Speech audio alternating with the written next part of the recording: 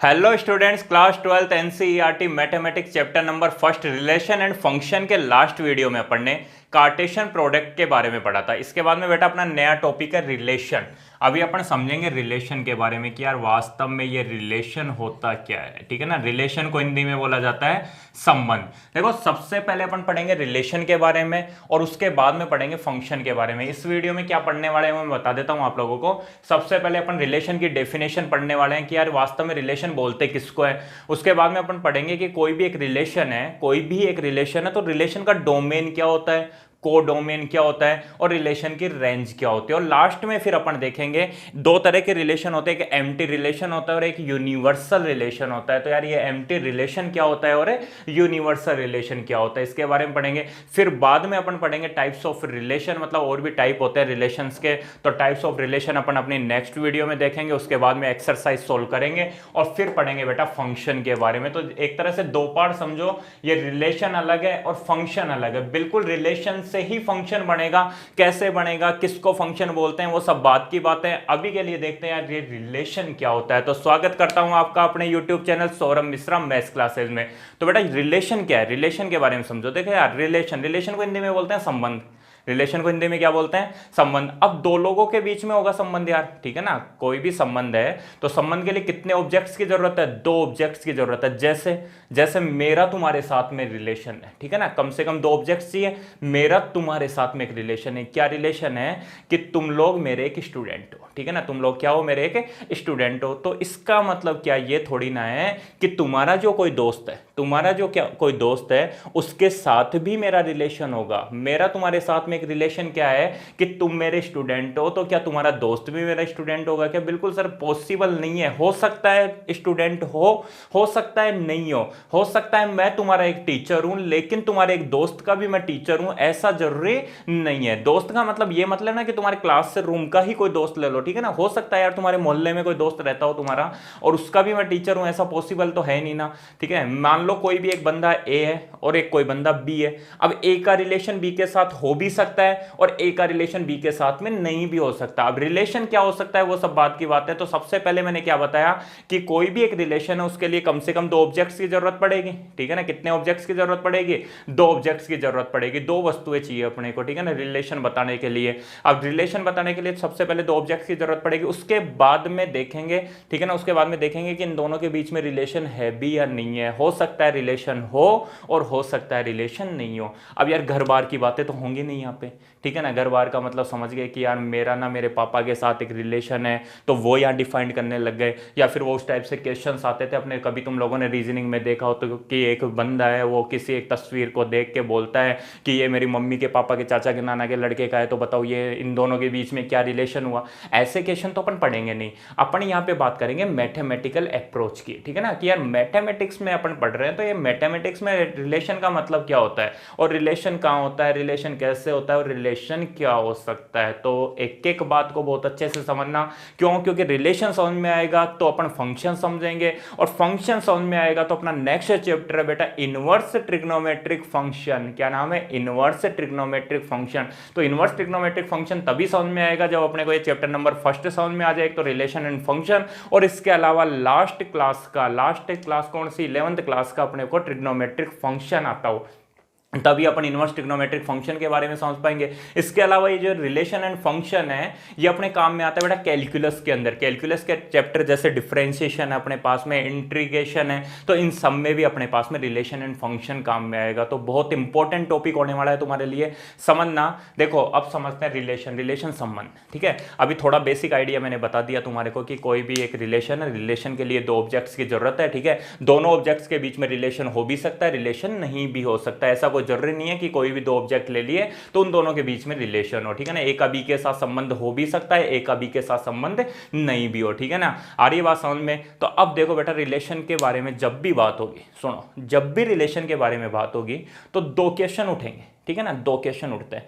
सबसे पहला क्वेश्चन आता है बेटा, बोले किसका रिलेशन, ठीक है ना, किसका रिलेशन और किसके साथ, किसका रिलेशन और किसके साथ। और दूसरी बात होती है कि यार रिलेशन तो बता दिया कि किसका रिलेशन किसके साथ है, लेकिन रिलेशन क्या है, रिलेशन क्या है ये भी तो अपने को बताना पड़ेगा।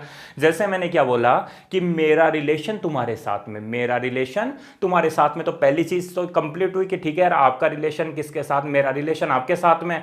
दूसरी बात क्या बोले, रिलेशन क्या है, तो रिलेशन क्या है कि तुम लोग मेरे एक स्टूडेंट हो, है ना, तुम लोग मेरे क्या हो, एक स्टूडेंट हो। तो वैसे ही मैथमेटिक्स में क्या होता है, बोले सबसे पहले तो ये बताओ सर, बोले रिलेशन अपन पढ़ेंगे तो किसका रिलेशन किसके साथ पढ़ेंगे, किसका रिलेशन किसके साथ पढ़ेंगे। तो बेटा अपन पढ़ने वाले हैं सेट ए के एलिमेंट्स का रिलेशन सेट बी के एलिमेंट्स के साथ में। यहां पे क्या करेंगे, अपने पास में दो सेट होंगे, अभी मैंने बताया ना दो ऑब्जेक्ट्स, तो यहां पे क्या होंगे, अपने पास में दो सेट होंगे, कोई एक सेट ए होगा और एक सेट बी होगा। मैं एक एग्जांपल के थ्रू इसको समझाता हूं।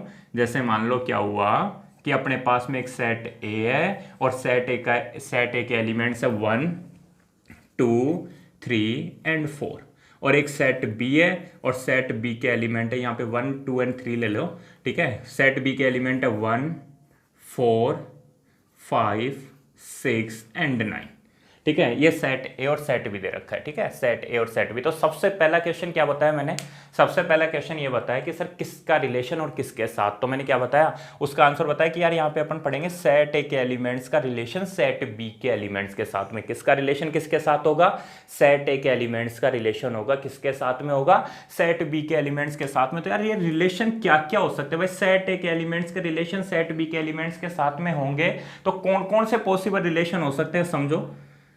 देखो पॉसिबल रिलेशन भाई, वन का रिलेशन किसके साथ हो सकता है, वन के साथ है या नहीं है ये नहीं बोल रहा, लेकिन वन का रिलेशन किसके साथ हो सकता है, वन के साथ में भी पॉसिबल वन का रिलेशन वन के साथ हो, ठीक है। ऐसे ही वन का रिलेशन 4 के साथ हो सकता है, वन का रिलेशन 5 के साथ हो सकता है, वन का रिलेशन 6 के साथ हो सकता है और 1 का रिलेशन 9 के साथ हो सकता है। 1 का 1 के साथ हो सकता है, 1 का 4 के साथ, 1 का 5 के साथ, 1 का 6 के साथ, और 1 का रिलेशन किसके साथ हो सकता है, 9 के साथ हो सकता है। ऐसे ही बेटा ऐसे 2 का रिलेशन हो सकता है 1 के साथ में, 2 का रिलेशन 4 के साथ में, 2 का रिलेशन 5 के साथ में, 2 का रिलेशन 6 के साथ में, और 2 का रिलेशन 9 के साथ हो सकता है, ठीक है ना। 2 का रिलेशन हो सकता है। ऐसे समझो यार ये कोई एक घर है, ठीक है, और इस घर में 3 लोग रहते हैं, एक का नाम 1 है, एक का 2 है और एक का 3 है। ये कोई दूसरा घर है और दूसरे घर में 5 लोग रहते हैं, 1 4 5 6 और 9। अब ये तो पक्का है कि इसका रिलेशन इसके साथ में, मतलब इसके घर के जो सदस्य हैं इनका रिलेशन इसके घर के सदस्यों के साथ में। तो अब रिलेशन किसका और किसके साथ हो सकता है, किसका रिलेशन किसके साथ हो सकता है। तो बेटा 1 का रिलेशन 1 के साथ हो सकता है, 1 का 4 के साथ हो सकता है, 1 का 5 के साथ, ये पॉसिबल रिलेशन है। अब रिलेशन हो ही ऐसा तो जरूरी है नहीं, ठीक है ना, कि यार 1 का रिलेशन 1 के साथ है ही, ठीक है। वो तो कब पता चलेगा, वो तो तब पता चलेगा जब अपने को ये पता लगे कि वास्तव में रिलेशन क्या है, वास्तव में रिलेशन क्या है। तो देखो समझो, ऐसे देखो क्या हो सकता है, 3 का रिलेशन 1 के साथ हो सकता है, 3 का रिलेशन 4 के साथ हो सकता है, 3 का रिलेशन 5 के साथ हो सकता है, 3 का रिलेशन 6 के साथ हो सकता है, और 3 का रिलेशन 9 के साथ हो सकता है। ये क्या है, ये पॉसिबल रिलेशन है, ये क्या है, पॉसिबल रिलेशन।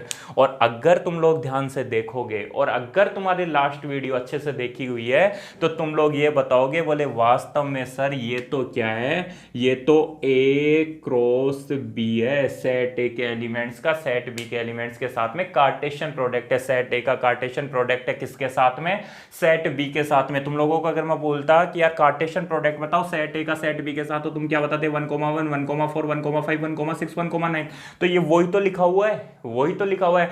तो ये ए क्रॉस बी क्या बताता है, ए क्रॉस बी वास्तव में, ए क्रॉस बी का मतलब समझे, जो अपन ने कार्टेशियन प्रोडक्ट पढ़ा था, जो अपन ने ए क्रॉस बी पढ़ा था, वो वास्तव में क्या बताता है, वो अपने को बताता है कि सेट ए के एलिमेंट्स का रिलेशन सेट बी के एलिमेंट्स के साथ में कब कब पॉसिबल हो सकता है, या फिर सेट ए के एलिमेंट्स का रिलेशन सेट बी के एलिमेंट्स के साथ में क्या क्या पॉसिबल है। भाई 1 का 1 के साथ हो सकता है, पॉसिबल है, 1 का 4 के साथ हो सकता है, 1 का 5 के साथ हो सकता है। तो ये वास्तव में ये क्या लिखा हुआ है, ये लिखा हुआ है बेटा all possible relation,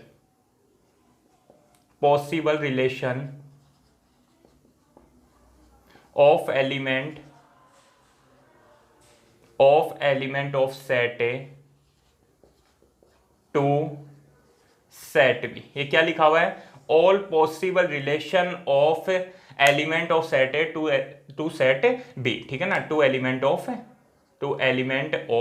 set B. ये क्या बताता है, ये ऑल पॉसिबल रिलेशन बताता है जो क्या हो सकते हैं, सेट ए के एलिमेंट्स के सेट बी के एलिमेंट्स के साथ में हो सकते हैं। तो जब अपने ए क्रॉस बी निकालते थे तो वो क्या बताता है, वो बताता है कि सेट ए के एलिमेंट्स के रिलेशन सेट बी के एलिमेंट्स के साथ में हो सकते हैं। तो ऑल पॉसिबल रिलेशन क्या है, जितने भी पॉसिबल रिलेशन है वो ये है, ठीक है ना, सेट ए के एलिमेंट्स के सेट बी के एलिमेंट्स के साथ में जितने भी पॉसिबल रिलेशन है वो ये है। वन का रिलेशन वन के साथ हो सकता है या नहीं है ये नहीं बोल रहा, लेकिन वन का रिलेशन वन के साथ हो सकता है, वन का रिलेशन 4 के साथ हो सकता है, वन का 5 के साथ हो सकता है, वन का 6 के साथ हो सकता है और वन का 9 के साथ हो सकता है। तो बोले ठीक है सर, आपने ये तो बता दिया कि किसका रिलेशन किसके साथ होगा, ठीक है ना, ये तो बता दिया कि किसका रिलेशन किसके साथ होगा, लेकिन ये नहीं बताया कि रिलेशन क्या है। बिल्कुल यहीं से क्वेश्चन आता है बेटा कि अब अपने को ये बताना है कि रिलेशन वास्तव में है क्या। तो देखो रिलेशन क्या है समझो। अब मैंने एक रिलेशन लिखा, रिलेशन को डिनोट करते हैं नॉर्मली आर से। किससे डिनोट करते हैं, आर से, ठीक है ना। इसका मतलब ये नहीं है कि हमेशा आर से डिनोट करो, ठीक है। तो रिलेशन को आर से डिनोट करते हैं और आर में एक रिलेशन लिख रहा हूँ। बोले इसमें ना बेटा ए कोमा बी टाइप के एलिमेंट है। किस टाइप के एलिमेंट है, ए कोमा बी। वो तो ए क्रॉस में भी ए कोमा बी टाइप के एलिमेंट आ रहे थे। अब यहाँ पे क्या है, बोले ए कोमा बी टाइप के एलिमेंट है such that A square equal to B. बोले ए का स्क्वायर करने पर बी आता है, ए का स्क्वायर करने पर बी आता है। और ए और बी क्या है, तो बोले ए तो बिलोंग करता है सेट ए से एंड बी बिलोंग करता है सेट बी से।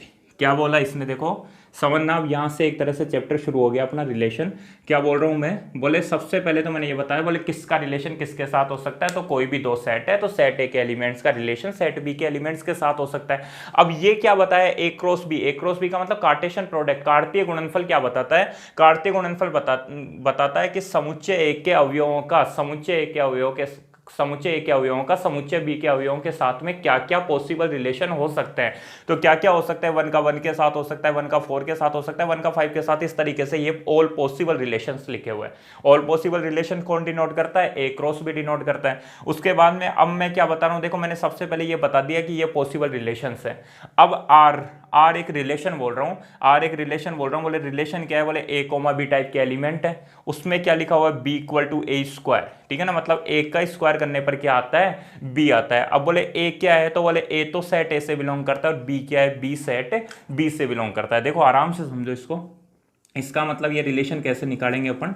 ये बेटा ये कौन सी फॉर्म लिखी हुई है पता है तुम लोगों को, तुम लोगों ने पढ़ी थी रोस्टर फॉर्म होती है, टेबुलर फॉर्म, ठीक है ना, रोस्टर टेबुलर या सेट बिल्डर फॉर्म।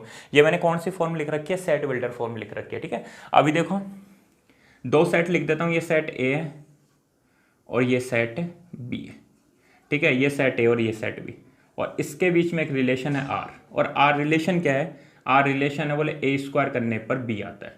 अब सेट ए में एलिमेंट्स कौन कौन से हैं, तो सेट ए में एलिमेंट है 1 2 एंड 3।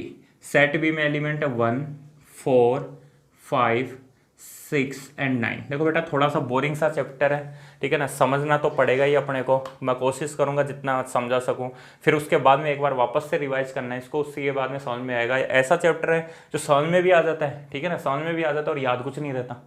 सीधी सी बात है ना, बहुत सही बात बोल रहा हूँ। समझ में भी सब कुछ आ जाता है और याद कुछ नहीं रहता, ऐसा चैप्टर। तो याद कब रहेगा, जब अपन बार बार रिवाइज करेंगे, ठीक है। अभी एक बार समझो तो सही, ये सारी बातें अपन ने क्लास 11th में पढ़ी हैं और बहुत अच्छे से पढ़ी है, उसी को रिवाइज कर रहा हूँ अभी भी, कि एक सेट ए है और एक सेट बी है। अब सेट ए के एलिमेंट है 1 2 एंड 3 और सेट बी के एलिमेंट है 1 4 5 6 एंड 9, यहाँ से लिखा है। अब रिलेशन तो क्या होंगे, बोले सेट ए के एलिमेंट्स के रिलेशन होंगे सेट बी के एलिमेंट्स के साथ में। रिलेशन क्या होंगे, सेट ए के एलिमेंट्स के रिलेशन होंगे सेट बी के एलिमेंट्स के साथ। तो क्या क्या हो सकते हैं, बोले ये ऑल पॉसिबल रिलेशन लिखे हुए हैं। अब लेकिन रिलेशन लिख दिया इसने, रिलेशन क्या है, रिलेशन आर है, बोले ए स्क्वायर करने पर बी आता है। अब ए कहां से बिलोंग करता है, बोले ए तो यहां से लेना है, ए तो ये है 1 2 और 3, और बी कहां से आता है, बोले बी सेट बी से आता है। लिखा हुआ है ए तो सेट ए से आता है और बी कहां से आता है, सेट बी से।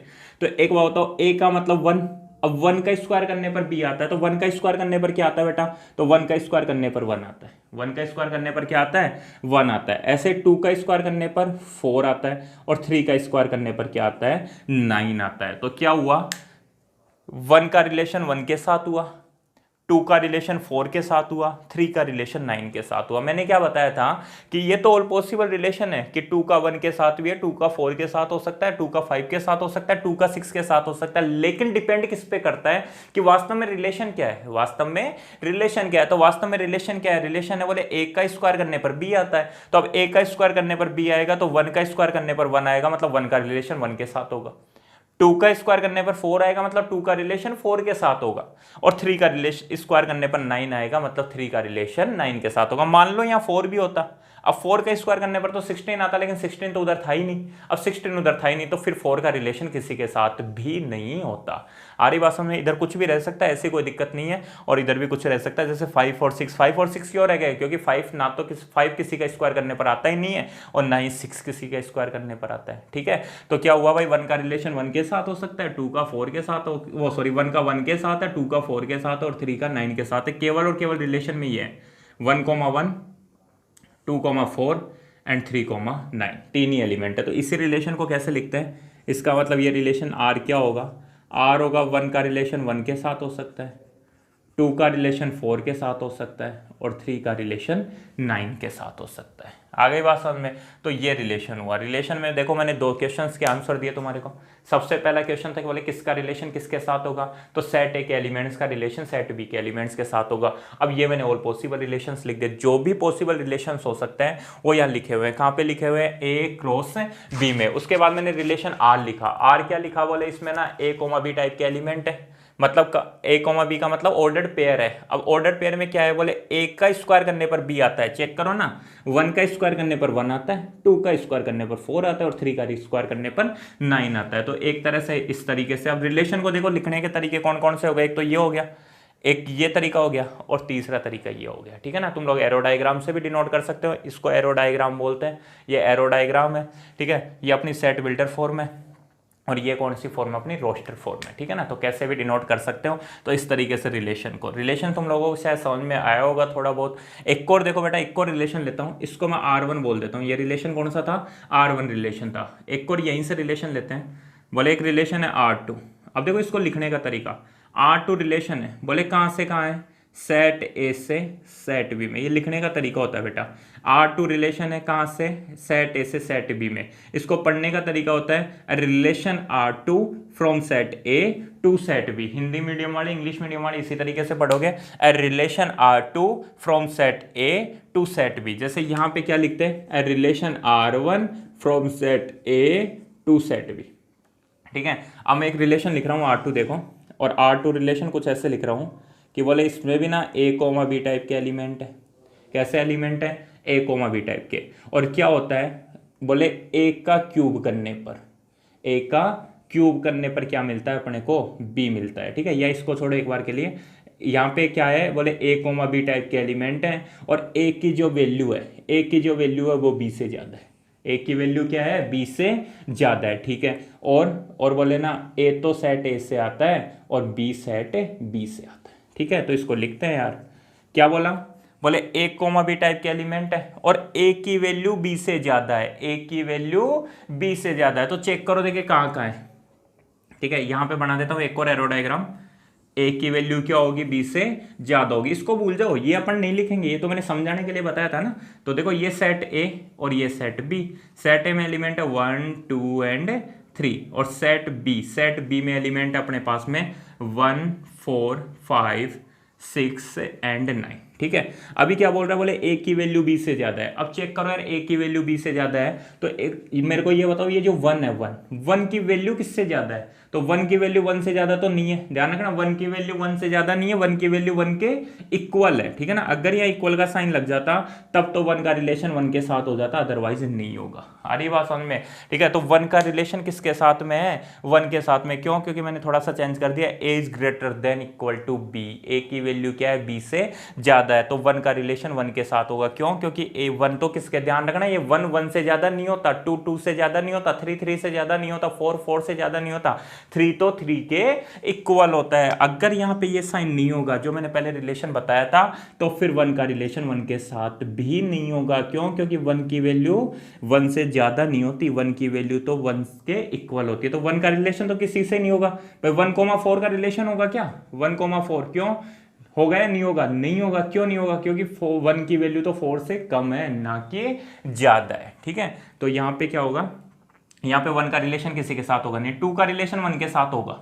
समझने वाले समझ गए होंगे, 2 का रिलेशन 1 के साथ होगा, और इसलिए होगा क्यों? क्योंकि देखो 2 का रिलेशन 1 के साथ इसलिए होगा क्योंकि 1 से ज्यादा वैल्यू किसकी है? 2 की। ध्यान रखना, a की वैल्यू b से ज्यादा, ये a है और ये b है, तो यहाँ पे देखो 2 की वैल्यू क्या है? 1 से ज्यादा, तो 2 का रिलेशन 1 के साथ होगा।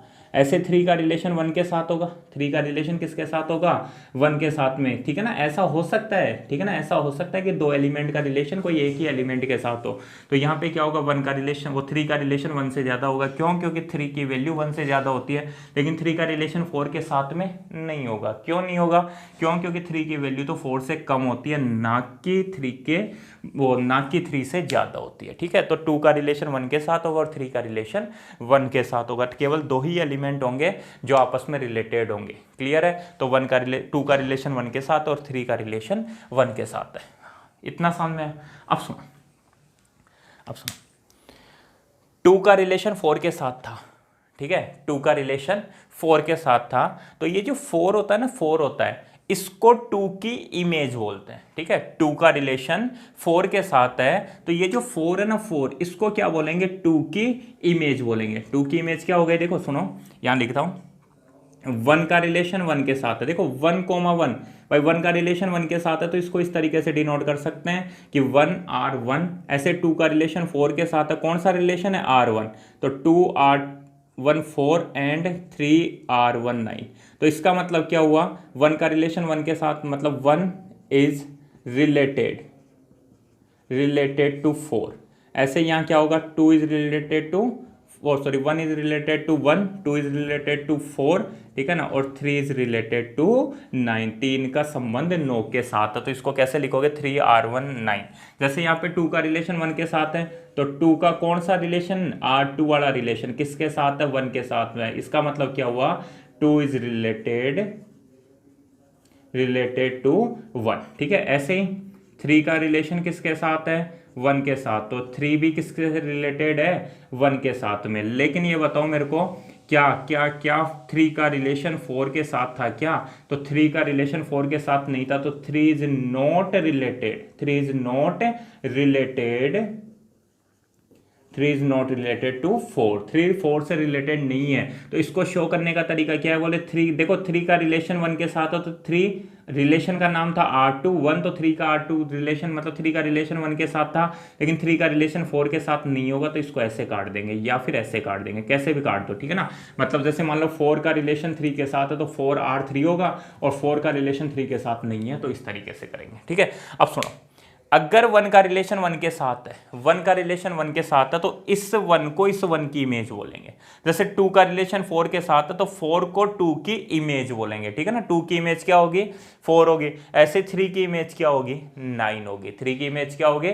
9 होगी। तो इमेज समझ में आ गई ना? इमेज का मतलब क्या हुआ? बोले 1 का रिलेशन 1 के साथ था, 2 का रिलेशन 4 के साथ था, 3 का रिलेशन 9 के साथ था। अगर 3 का रिलेशन 9 के साथ है, तो 9 को 3 की इमेज बोलते हैं। ठीक है ना, 2 का रिलेशन 4 के साथ है, तो 2 की इमेज 4 होगी और 1 की इमेज 1 होगी। यहां पे 1 की इमेज कोई नहीं है, 2 की इमेज 1 है, और 3 की इमेज क्या है? 1 है। ठीक है ना, 3 की इमेज क्या है? 1 है। देखो यहां लिख देता हूं, इमेज ऑफ 2 की जो इमेज है वो क्या है? 1 है। लिख देता हूं, इमेज ऑफ 3 की इमेज भी क्या है? 1 है। इमेज को हिंदी में बोलते हैं प्रतिबिंब। ठीक है, 2 का प्रतिबिंब क्या है? 1 है। 3 का प्रतिबिंब क्या है? 1 है। ठीक है ना, मतलब 2 की इमेज, 2 का रिलेशन अगर 1 के साथ था, 2 का रिलेशन 1 के साथ था, तो 2 की इमेज 1 है, और 3 की इमेज भी क्या है? 1 ही है। आ रही है बात समझ में? अब ये देखो, इतना समझ में आ गया। बोले 1 की इमेज क्या है? 1 की इमेज 1 है, 2 की 4 है, और 4 की 9 है। अगर 1 की इमेज 1 है, तो इस 1 की प्री इमेज 1 होगी। यहां से समझो, 2 की इमेज 4 है, 2 की इमेज 4 है, तो इस 2 को बोलेंगे 4 की प्री इमेज। ठीक है, देखो क्या बोल रहा हूं, 2 का रिलेशन 4 के साथ है, 2 का रिलेशन 4 के साथ है, तो 2 तो क्या हो गई? 4 की इमेज हो गई। ठीक है ना। ये 4 तो क्या हो गई, 2 की इमेज हो गई, और इस 2 को क्या बोलेंगे, 4 की प्री इमेज बोलेंगे, ठीक है ना। अगर देखो 2 की इमेज कौन, 4, और उल्टा पढ़ोगे तो 4 की प्री इमेज 2। जैसे इमेज ऑफ 2, 2 की इमेज 1, तो 1 की प्री इमेज, देखो प्री इमेज ऑफ 1, 1 की प्री इमेज क्या होगी, तो 1 की प्री इमेज कितनी है बेटा, 2 है। कौन कौन है, 2 एंड 3, ठीक है। दिख रहा होगा या फिर समझ में आ रहा होगा, ऐसा कुछ नहीं है समझ में नहीं आ रहा हो कि वो 2 की इमेज 1 है, 3 की इमेज 1 है, तो 1 की प्री इमेज क्या होगी, 2 होगी और 3 होगी, ठीक है। ये सब कुछ समझ में आया तुम्हारे को। सबसे पहले मैंने बताया कि रिलेशन का मतलब क्या हुआ, एक संबंध है। जैसे मेरा तुम्हारे साथ में संबंध है, मेरा मेरे गांव के साथ में एक संबंध है, ठीक है ना, कि वो मेरा गांव है। आ रही है मेरी बात समझ में। मेरा क्या एक स्कूल के साथ में संबंध है, कि वो क्या है, मेरी एक स्कूल है जिसमें मैं पढ़ाता हूँ, ठीक है। वैसे ही क्या होगा, मेरा मेरे पापा के साथ में संबंध है, मेरे पूरे घर वालों के साथ में संबंध है। आ रही बात समझ में। तो क्या हुआ कि कभी भी संबंध होगा तो 2 ऑब्जेक्ट्स के बीच में होगा। मैथ में अगर अपन बात करेंगे तो सेट ए के एलिमेंट्स का रिलेशन होगा सेट बी के एलिमेंट्स के साथ में, सेट ए के एलिमेंट्स का रिलेशन होगा सेट बी के एलिमेंट्स के साथ में। देखो मैथ में अगर मैंने ये से ये बोला तो ये भी हो सकता है ना, बी का रिलेशन ए के साथ भी हो सकता है। आ रही बात समझ में। उस टाइम पे बी क्रॉस ए बताएगा कि किसका रिलेशन किसके साथ हो सकता है, ठीक है। मेरा जो रिलेशन तुम्हारे साथ में वो ही रिलेशन तुम्हारा मेरे साथ में होगा, ऐसा पॉसिबल नहीं है। तुम मेरे क्या हो, स्टूडेंट, और मैं तुम्हारा क्या हूं, टीचर। देखो रिलेशन बदला ना, पहले स्टूडेंट का रिलेशन आ रहा था, अब रिलेशन टीचर का आ रहा है, ठीक है ना। तुम मेरे स्टूडेंट हो, मैं तुम्हारा एक टीचर हूं, क्लियर है। ऐसे क्या हुआ, ऐसे ही ए का रिलेशन बी के साथ है तो ए का रिलेशन, जैसे 2 का स्क्वायर करने पर 4 आता है, तो उधर से क्या होगा, 4 का रूट करने पर 2 आएगा। रिलेशन बदला ना, पहले स्क्वायर का रिलेशन था, फिर किसका रिलेशन होगा, रूट का रिलेशन होगा, इस तरीके से। तो ए का सेट ए के एलिमेंट्स का रिलेशन होगा किसके साथ में, सेट बी के एलिमेंट्स के साथ में। तो ये जो ए क्रॉस बी है, ए क्रॉस बी वो क्या बताता है, वो बताता है ऑल पॉसिबल रिलेशंस। वो ऑल पॉसिबल रिलेशंस बताता है किसके, कि यार सेट ए के एलिमेंट्स के रिलेशन सेट बी के साथ में क्या क्या हो सकते हैं, सेट ए के एलिमेंट्स के रिलेशन सेट बी एलिमेंट्स के साथ में क्या क्या हो सकते हैं, तो ये वाले रिलेशन हो सकते हैं। ये ऑल पॉसिबल रिलेशन है, तो ये तो ऑल पॉसिबल रिलेशन हो गए कि यार इसके रिलेशन इसके साथ में ये हो सकते हैं। लेकिन रिलेशन क्या है, इसके ऊपर डिपेंड करता है कि वास्तव में तुम्हारे को रिलेशन क्या बनाना है। जैसे मैंने एक रिलेशन लिखा R1 रिलेशन सेट ए से सेट बी में डिफाइंड है। इसको पढ़ने का तरीका ये होता है, relation R1 from set A to set B. तो वो रिलेशन कैसे बोले, उसमें ए कोमा बी टाइप के एलिमेंट है, ठीक है। और ए का स्क्वायर करने पर क्या आता है, बी आता है। ए का स्क्वायर करने पर क्या आता है, बी आता है। तो ए का स्क्वायर करने पर बी आता है, तो देखा यार अच्छा 1 का स्क्वायर करने पर 1 आता है, लेकिन 1 का स्क्वायर करने पर 4 नहीं आता, तो ये नहीं आएगा, ये नहीं आएगा, ये नहीं आएगा। 1 का स्क्वायर करने पर 9 नहीं आता, तो ये भी नहीं होगा। बिल्कुल 2 का स्क्वायर करने पर 4 आता है, तो 2,4 भी आएगा, और ऐसे 3 का स्क्वायर करने पर 9 आता है। इसको मैंने एरो डायग्राम से समझाया। सेकंड रिलेशन मैंने लिखा कि यार ए की वैल्यू ना बी से ज्यादा है, ए की वैल्यू बी से ज्यादा है। अब ए की वैल्यू बी से ज्यादा है तो चेक करो यार, यहां तो 1,1 में तो ए की वैल्यू ए के इक्वल है, अरे 1 की वैल्यू तो 1 के इक्वल है। यहां पे 1 की वैल्यू 4 से कम है, 1 की वैल्यू 4 से कम है, जबकि रिलेशन क्या है, ग्रेटर है, ठीक है ना, ग्रेटर वाला है, ज्यादा वाला है। ऐसे 1 की वैल्यू 5 से कम है। आगे बढ़े अपन ने तो ये चेक किया, बिल्कुल ये होगा 2,1। 2,1 क्यों होगा, क्योंकि 2 की वैल्यू 1 से ज्यादा है, ठीक है। सेट ए ये होगा, पहले वाला ए होगा और दूसरे वाला बी होगा, लिखा हुआ है। ए तो ए से बिलोंग करता है और बी बी से बिलोंग करता है, सेट बी से। ऐसे 2,4 में क्या होगा, 2 की वैल्यू 4 से कम है, बाकी सब जगह कम है। उसके बाद में अपन आगे बढ़े तो 3 का मान 1 से ज्यादा होता है, और बस 3 का मान 1 से ज्यादा होता है, इतना। इसका मतलब क्या हुआ कि अगर मान लो 3 का रिलेशन 1 के साथ है तो 3R1 लिखते हैं उसको, और रिलेशन अगर R1 है तो R1, R2 है तो R2, मतलब 3 का रिलेशन किसके साथ होगा, 1 के साथ। लेकिन 3 का रिलेशन 4 के साथ में नहीं था तो इसको इस तरीके से काट देंगे। अगर 3 का रिलेशन 1 के साथ है तो 3 की इमेज 1 बोलेंगे, ठीक है ना। 3 की इमेज क्या होगी, 1 होगी, और 1 की प्री इमेज 3 होगी। क्या बोला मैंने, अगर 2 का रिलेशन 4 के साथ है, अगर 2 का रिलेशन 4 के साथ है तो 2 की इमेज 4 होगी और 4 की प्री इमेज 2 होगी, ठीक है ना।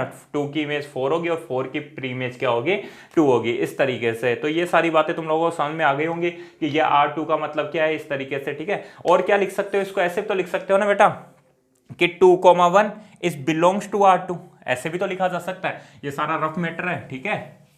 ऐसे क्या लिख सकते हो, 2,1 बिलोंग्स टू R2। 2,1 किस में है, R2 में है। इसका मतलब क्या हुआ, अरे 2,1 इसमें बिलोंग कर रहा है ना। जैसे कोई भी, जैसे 1 इसमें बिलोंग कर रहा है, 2 कर रहा है, 3 कर रहा है, 4 बिलोंग नहीं कर रहा। 4 यहां बिलोंग कर रहा है, 5 कर रहा है, 6 कर रहा है, 9 कर रहा है, 1 बिलोंग कर रहा है, 8 यहां पे बिलोंग नहीं कर रहा। आ रहा है समझ में कुछ, तो इस तरीके से सारी बातें तुम लोगों को अच्छे से समझ में आ गई होंगी। कुछ हो सकता है कुछ एक ऐसी बातें हो जो लिखी हुई है लेकिन कट रही होंगी वीडियो में, तो कोई दिक्कत नहीं है, तुम्हारे को समझ में आ गया होगा। यहाँ पे लिखा हुआ है image of 2 is equal to 1, image of 3 equal to 1, pre image of 1 equal to 2 and 3। 1 की प्री इमेज क्या है, 2 और 3 है, 2 की इमेज 1 है, 3 की इमेज 1 है, 1 की इमेज कुछ भी नहीं है, 1 की इमेज कुछ भी नहीं है, ठीक है ना। मतलब क्या होगा, सेट बनाओगे इमेज का तो वो 5 सेट बन जाएगा।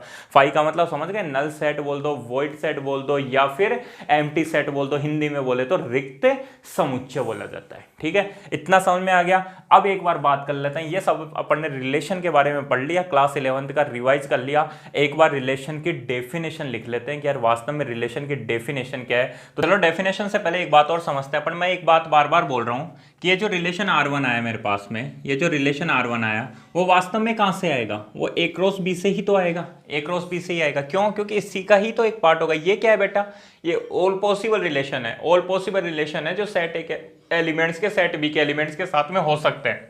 ए क्रॉस बी क्या है, ए क्रॉस बी बताता है ऑल पॉसिबल रिलेशन जो सेट ए के एलिमेंट्स के सेट बी के एलिमेंट्स के साथ में हो सकते हैं।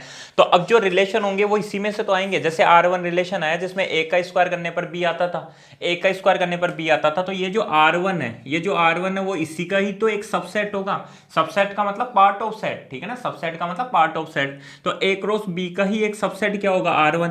ऐसे ये जो R2 है, R2, ठीक है ना, सबसेट तो लास्ट ईयर चैप्टर नंबर 1 में पढ़ी रखा है। ये जो R2 है वो भी क्या होगा, ए क्रॉस बी का एक सबसेट होगा। तो मैं एक बात बोल सकता हूं, बोले जितने भी रिलेशन आएंगे, जितने भी रिलेशन आएंगे वो यहीं से आएंगे, जितने भी रिलेशन आएंगे वो यहीं से आएंगे। क्यों? क्योंकि ये तो ऑल पॉसिबल रिलेशन है। दुनिया भर के जितने भी रिलेशन सेट ए के एलिमेंट्स के सेट बी के एलिमेंट्स के साथ बन सकते हैं वो सारे के सारे ये हैं। अब सारे के सारे एलिमेंट ये हैं, ठीक है ना, ये सारे के सारे रिलेशन ये ही है, तो इसी में से तो रिलेशन बनेंगे। और इसी में से रिलेशन बनेंगे तो जैसे एक R1 रिलेशन बना था जिसका डेफिनेशन ये देखो, ए स्क्वायर इक्वल टू बी क्या लिखी हुई है, एक डेफिनेशन लिखी हुई है। किसकी डेफिनेशन? रिलेशन की डेफिनेशन लिखी हुई है। रिलेशन की डेफिनेशन लिखी हुई है तो 1 का रिलेशन 1 के साथ, 2 का 4 के साथ और 3 का 9 के साथ, इसमें से ही आएगा।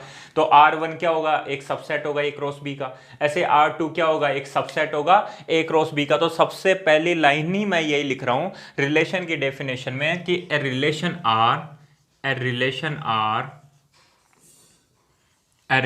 R from non-empty set A to non-empty set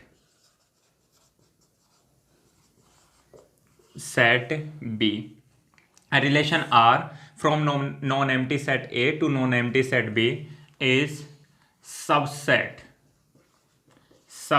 of A cross B.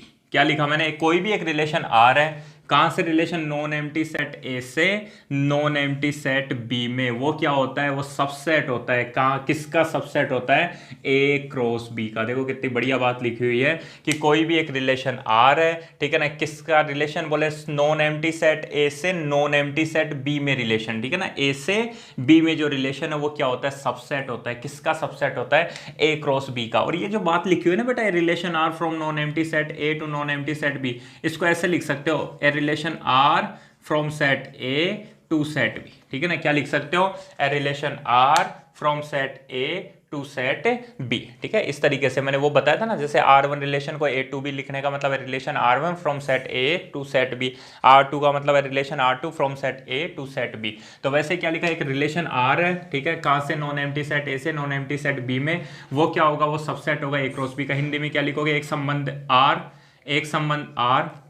अरिक्त समुच्चय ए से अरिक्त समुच्चय बी में, एक संबंध R अरिक्त समुच्चय ए से, नॉन एम्प्टी सेट का मतलब अरिक्त समुच्चय ए से अरिक्त समुच्चय बी में, उसको ब्रैकेट में ऐसे लिख देना। ये जो सारी बात लिखी है उसको ये बोलते हैं relation R from set A to set B, ठीक है। वो एक रिलेशन R अरिक्त समुच्चय ए से अरिक्त समुच्चय बी में ए क्रॉस बी का एक उपसमुच्चय होता है, ए क्रॉस बी का एक उपसमुच्चय होता है। ए क्रॉस बी का मतलब Cartesian product of A and B. और इसी बात को इंप्लाइज करके मैं लिख देता हूं, बोले कोई भी एक रिलेशन आर है, कोई भी एक रिलेशन आर है जो सेट ए से सेट बी में डिफाइंड है, तो उसका मतलब होता है, बोले उसमें ए कोमा बी टाइप के एलिमेंट आते हैं। किस टाइप के एलिमेंट आते हैं, ए कोमा बी। जैसे R1 में कैसे आ रहे हैं, ए कोमा बी टाइप के एलिमेंट आ रहे हैं, ठीक है। अब एलिमेंट कैसे आते हैं, बोले सच दैट ये जो एलिमेंट ए है वो तो सेट ए से बिलोंग करता है एंड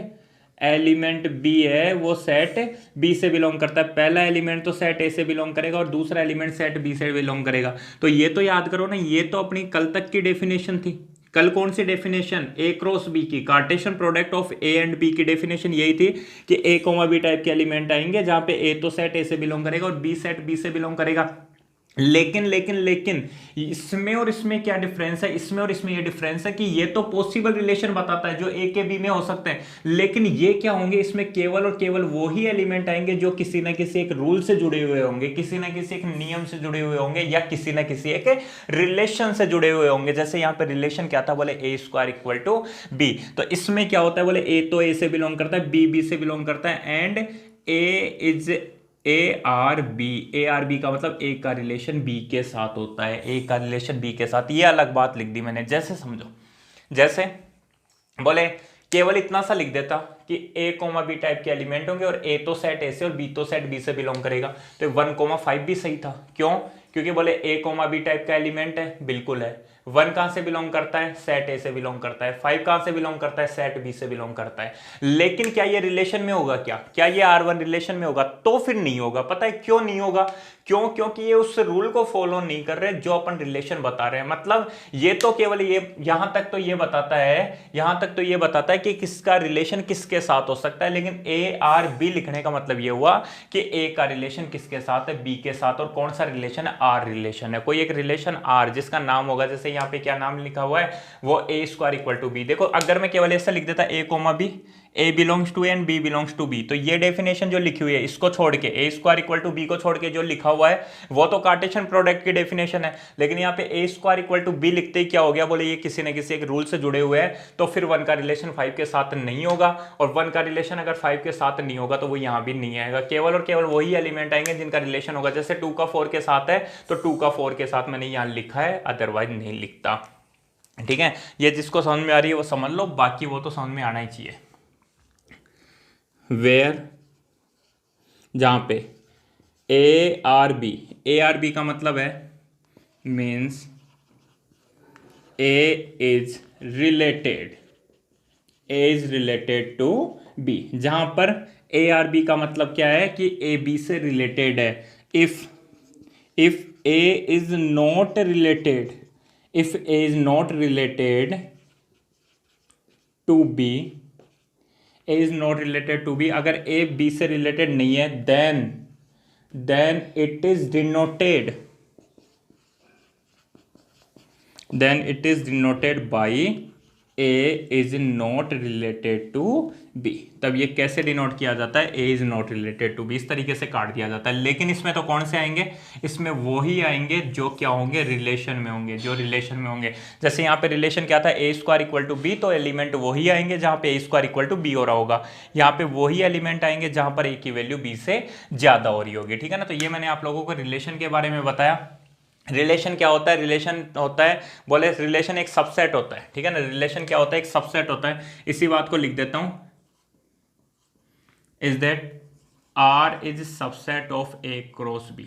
एक रिलेशन आर क्या होता है, सबसेट होता है ना, इसके नीचे लिखना आर क्या होता है, सबसेट होता है ए क्रॉस बी का। और आर की डेफिनेशन मैंने ये लिख दी कि set A comma B type के एलिमेंट आएंगे, ए सेट ए से बिलोंग करेगा, बी सेट बी से बिलोंग करेगा। लेकिन ये तो इसकी डेफिनेशन है। अब इससे इसमें कैसे आएंगे, बोले इसमें से वो एलिमेंट उठाएंगे जो एक दूसरे के साथ रिलेशन में होंगे। ए आर बी का मतलब ए का रिलेशन बी के साथ होगा।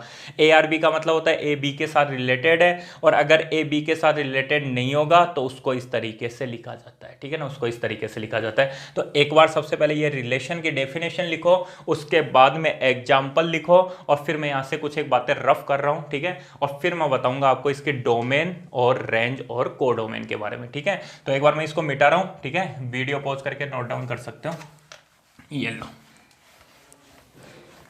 हाँ आप समझो। अपने पास में नया टॉपिक आता है बेटा, डोमेन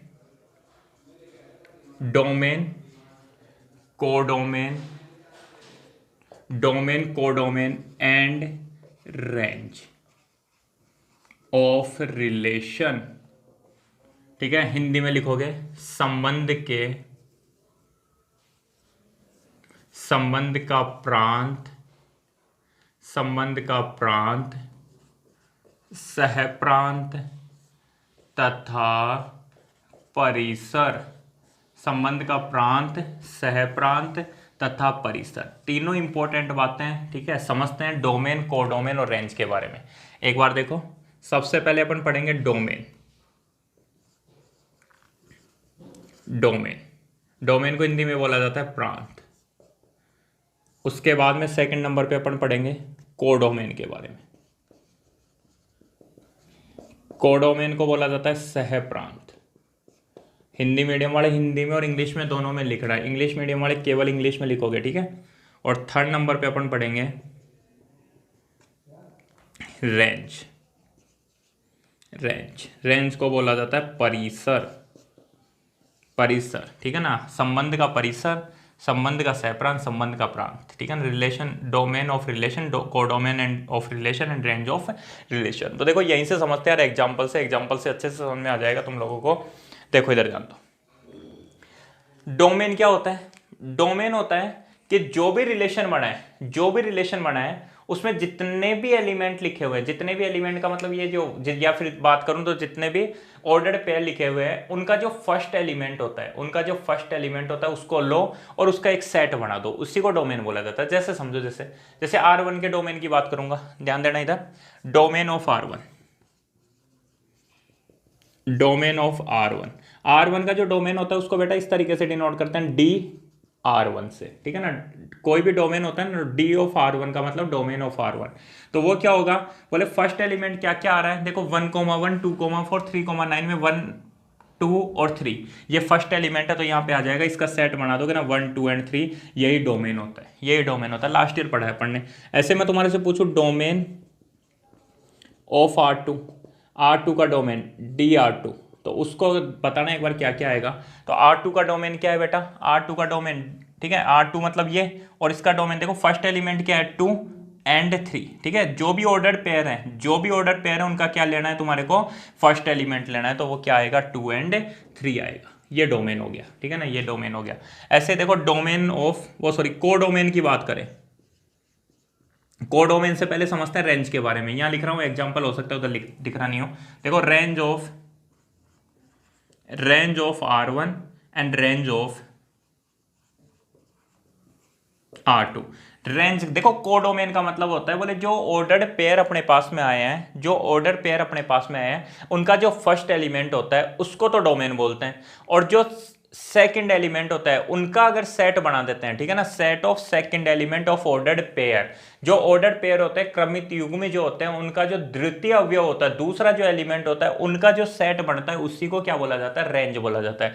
जैसे 1, 1 में सेकंड एलिमेंट क्या है 1, 2, 4 में 4 और 3, 9 में 9, तो क्या आ जाएगा, सेट बनाओ 1, 4 एंड 9। ऐसे R2 में सेकंड एलिमेंट क्या है 1 और 1, तो दो बार नहीं लिखते सेट में, केवल और केवल एक बार लिखते हैं, क्या आ जाएगा, वो 1 आ जाएगा। सेकंड एलिमेंट क्या है, केवल और केवल 1 आया। और कोडोमेन क्या होता है बेटा, codomain of R1 and codomain of R2। हाँ, रेंज को किस तरीके से डिनोट करते हैं वो बता देता हूं। रेंज को डिनोट करते हैं रेंज ऑफ R1, R के नीचे R1, ये रेंज ऑफ R2। ऐसे कोडोमेन को डिनोट करते हैं ऐसे, को डोमेन ऑफ R1। ठीक है ना, CO डोमेन ऑफ R1। तो कोडोमेन में तो दिमाग लगाने की जरूरत ही नहीं होती बेटा। अगर कोई भी एक रिलेशन है वो सेट ए से सेट बी में डिफाइंड है, कोई रिलेशन है वो सेट ए से सेट बी में डिफाइंड है, तो ये जो सेट बी होता है, इसी को क्या बोला जाता है, कोडोमेन बोला जाता है। ज्यादा सोचना नहीं है, ये जो सेट बी होगा वही क्या होगा, अपने पास में कोडोमेन होगा। जैसे मान लो यहाँ पे सेट बी का मतलब 1, 4, 5, 6 एंड 9, तो ये कोडोमेन है। यहाँ पे सेट बी क्या है 1, 4, 9, 5, 6 एंड 9, तो यही क्या होगा, इसका कोडोमेन होगा। तो कोडोमेन में तो ज्यादा सोचना नहीं है, कोई भी एक रिलेशन है वो सेट ए से सेट बी में डिफाइंड है, तो ये जो सेट बी होता है इसी को क्या बोलेंगे, कोडोमेन बोलेंगे, सहप्रांत बोलेंगे। और जो फर्स्ट एलिमेंट होते हैं, ऑर्डर्ड पेयर के जो फर्स्ट एलिमेंट होते हैं, अगर उनका एक सेट बना दूं तो उसी को बोला जाता है डोमेन। और जो ऑर्डर्ड पेयर के जो सेकंड एलिमेंट होते हैं, उनका अगर एक सेट बना दूं तो उसको बोला जाता है रेंज। जैसे अब देखो, वहां से ध्यान नहीं, यहां से अच्छे से समझो। देखो बेटा, बोले ये 1 है, 2 है और 3 है, जिन जिन एलिमेंट की इमेज है, सुनना ध्यान से, जिन जिन एलिमेंट की एक इमेज बन रही है वो उसका सेट बना दोगे तो वो तो हो जाएगा डोमेन, और जो जो इमेज बन रही है, जो जो इमेज बन रही है उनका सेट बना दोगे तो वो हो जाएगा बेटा रेंज। जैसे बोले किस किस की इमेज बन रही है, 1 की इमेज बन रही है, 2 की बन रही है और 3 की बन रही है, तो 1 2 एंड 3 ये तो किस में आ जाएगा, डोमेन में। रेंज में क्या आएगा, 1 4 5 और 6 किसी की भी इमेज नहीं है तो 9, ठीक है 9 आ गया, तो ये किस में आ जाएगा अपने पास में, रेंज में आ जाएगा, ठीक है ना, 1 4 एंड 9। और ये पूरा का पूरा 1 4 5 6 और 9 ये किस में आएगा, कोडोमेन। कोडोमेन देखो ना, सेट बी लिखा है मैंने, ऐसे देखो यहाँ पे 1 की कोई इमेज बनी क्या, नहीं बनी, तो R2 के डोमेन में 1 नहीं आएगा, क्या क्या आएगा, 2 और 3 आएगा। उसके बाद में मैंने रेंज की बात करी तो रेंज क्या क्या बताई मैंने, बोले जो भी इमेज बनेंगे, जो भी इमेज बनेंगे उनका सेट बना दो, जो भी इमेज बनेंगे उनका सेट बना दो। तो ये जो 1 ही तो किसी की इमेज बन रही है, बाकी तो इमेज बन ही नहीं रही, तो 1 ही किस में आएगा, केवल और केवल रेंज में आएगा। R2 की रेंज में केवल 1 आएगा, इसके अलावा और कुछ नहीं आएगा। आ गया समझ में। जैसे मान लो, जैसे कोई एक रिलेशन होता, समझो जैसे कोई एक रिलेशन होता, ठीक है, कैसे रिलेशन होता, बोले ये सेट ए है और ये सेट बी है। अब सेट ए के एलिमेंट मान लो A B C D E है, इधर एफ जी एच आई है। 1 का रिलेशन एफ के साथ है, बी का रिलेशन एफ के साथ है, सी का रिलेशन एफ के साथ है, डी का जी के साथ और ई का एच के साथ है, या फिर ई का रिलेशन किसी के साथ नहीं है, छोड़ो। अब मैं तुम्हारे से पूछूं कि इसका डोमेन क्या होगा, तो डोमेन में क्या देखना है, बोले यार किसका रिलेशन है, किस किस एलिमेंट का रिलेशन है, यहां से आता है डोमेन, यहां से आता है रेंज, ठीक है। तो यार किस किस का, बोले ए बी सी और डी, ये केवल डोमेन में आएंगे। डोमेन में क्या क्या आएगा, ए आएगा, बी आएगा, सी आएगा और डी आएगा। रेंज पूछू, रेंज, तो रेंज क्या क्या बनेगी, केवल एफ और जी, केवल एफ और जी, ये रेंज बनेगी। और उसके बाद में एफ जी एच और आई, मतलब पूरे सेट की बात कर दूंगा ना, सेट बी की, तो सेट बी ही क्या होता है, उसका कोडोमेन होता है, सह प्रांत होता है। तो ये तुम्हारे को अच्छे से समझ में आ गया होगा, डोमेन किसको बोलते हैं, कोडोमेन किसको बोलते हैं, और रेंज किसको बोलते हैं। तो देखो डोमेन का मतलब क्या हुआ, let a relation R from set A to set B. कोई एक रिलेशन आर है जो सेट ए से सेट बी में डिफाइंड है, ठीक है, तो उसका जो डोमेन होगा ना, डोमेन की डेफिनेशन क्या बताई मैंने, set of first element of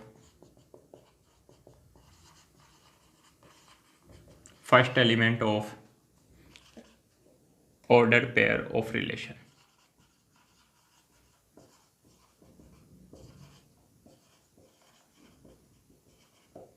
क्या लिखा मैंने, set of first element of order pair of relation.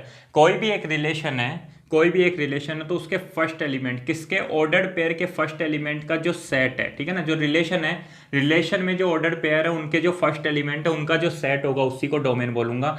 जैसे क्या हुआ, ये रिलेशन है, रिलेशन में ये ऑर्डर पेयर है, ऑर्डर पेयर में जो फर्स्ट एलिमेंट है 1 2 एंड 3 उनका जो सेट बना है उसी को क्या बोलेंगे अपन, एक डोमेन बोलेंगे, ठीक है ना। डोमेन हिंदी में क्या लिखोगे, क्रमित युग्मों संबंध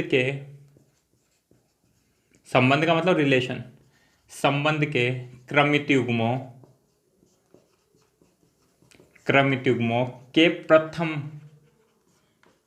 अवयवों का समुच्चय।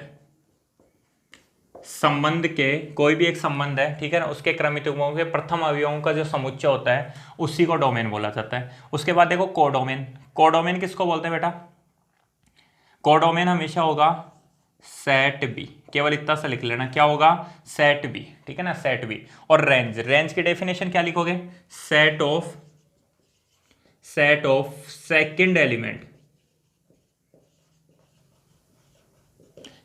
Element of ordered pair of relation, ठीक है ना। Set of second element of order pair of relation, Hindi में क्या लिखोगे, संबंध के क्रमित युग्मों के द्वितीय अवयवों का समुच्चय। कौन से अवयवों का, द्वितीय अवयवों का जो समुच्चय होता है उसी को क्या बोला जाता है, रेंज बोला जाता है, ठीक है ना, उसी को क्या बोला जाता है, रेंज बोला जाता है। तो ये समझ में आ गया होगा आपको लोगों को, डोमेन क्या होता है, कोडोमेन क्या होता है और एक रेंज क्या होती है। अब एक और अपन एग्जाम्पल लेते हैं और उस एग्जाम्पल से अपन बाकी रिलेशंस के बारे में समझेंगे। फिर से अपन एक बार सब कुछ रिवाइज करेंगे उस एग्जाम्पल से कि यार डोमेन क्या होता है, कोडोमेन क्या होता है, रेंज क्या होती है, और उसके बाद में मैं तुम लोगों को थोड़ा बहुत बताऊंगा एम्प्टी रिलेशन और यूनिवर्सल रिलेशन के बारे में। एम्प्टी रिलेशन और यूनिवर्सल रिलेशन क्या होता है, तो देखते हैं। एक बार मैं इसको रफ कर रहा हूं, आप लोग वीडियो को पॉज करके उसको नोट डाउन कर लेना, ठीक है। देखो, तो रिलेशन का तो समझ में आ ही गया होगा तुम लोगों को कि यार रिलेशन क्या होता है। रिलेशन के बारे में मैंने क्या बताया कि रिलेशन वास्तव में क्या है, ए क्रॉस बी। ए क्रॉस बी का एक सबसेट है। क्यों? क्योंकि ए क्रॉस बी जब अपन निकालते हैं, जब अपन ए क्रॉस बी निकालते हैं मतलब कार्टेशियन प्रोडक्ट निकालते हैं सेट ए का सेट बी के साथ में, तो क्या आ जाता है अपने पास में, ऑल पॉसिबल रिलेशंस आ जाते हैं। और जब ऑल पॉसिबल रिलेशन ए क्रॉस बी बताता है तो जितने भी रिलेशन होंगे वो वहीं से ही तो आएंगे, तो वहीं से आएंगे तो फिर वो सारे के सारे उसके एक सबसेट होंगे। अब देखो एक एग्जांपल समझो। एग्जाम्पल, जैसे मान लो मैंने एक सेट लिखा ए, 1 2 3 उसके एलिमेंट है, सेट भी लिखा, उसके एलिमेंट है 4,5।